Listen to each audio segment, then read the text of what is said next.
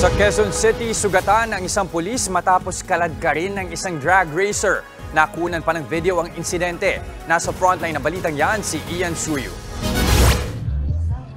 Alas 2 ng madaling araw kahapon nang makunan sa dashcam ang dilaw na kotseng yan sa bahagi ng Commonwealth Avenue, Quezon City. Kitang nagmenor ang kotse sa gitna ng kalsada, pero ilang sandali pa, biglang kumabig ang kotse at humarurot papalayo.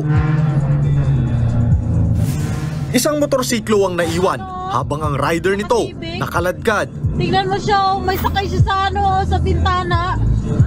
May sakay siya sa bintana. Yung motor driver. Ang naturang rider, isa palang pulis. Ayan o, yawa! Ayan, sakay niya suot niya! Kinakaladkad niya! Kinilala ang biktima na si Patrolman Selvin Razon. Swerte namang mga sugat at pasalang ang tinamo ng biktima. Ayon sa QCPD, hinarang ni Razon ang kotse matapos itong maaktuhang makikipagkarera. Nakita nung pulis natin na maingay yung dalawang sasakyan, maingay at mayroon tao sa gitna na may dalawang white towel. Nung in-approach ng pulis natin, hinahanapan siya ng license. Nung pumunta doon sa may malapit sa driver's seat niya, kinukuha yung lisensya, itinaas niya yung bintana ng kanyang sasakyan. Naipit yung kanyang kamay hanggang sa hinarurot na ng suspect. Hanggang sa nakaladkad yung pulis natin. Base sa dashcam footage na nakuha ng mga pulis dito sa bahaging ito ng Commonwealth Avenue, nagsimulang kaladkarin ng suspect na driver ang pulis na biktima. At ayon sa investigasyon ng PNP, umabot sa 500 meters ang layo ng pinagkaladkaran sa biktima. Napag-alaman namang isang third-year college student ang suspect.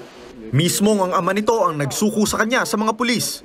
Hawak na rin ng mga pulis ang sasakyan na nakunan ng dashcam. Depensa ng suspect, natakot siya ng lapitan ni Razon. Dahil madilim ang lugar, di niya raw nakitang pulis ang biktima. Yung damit po niya kasi is parang all black po. So parang nag-assume po ako na pwede po siya maging kidnapper or holdupper po. Hindi ko rin siya na-identify na police po siya agad. So yun po, instinct ko po is parang tumakbo po para, yun po, natakot po ako. Patong-patong na reklamo ang kahaharapin ng suspect. Kasama riyan ang alarm and scandal, frustrated homicide, resistance and disobedience to a person in authority at BP number 33 na may kinalaman sa drug racing.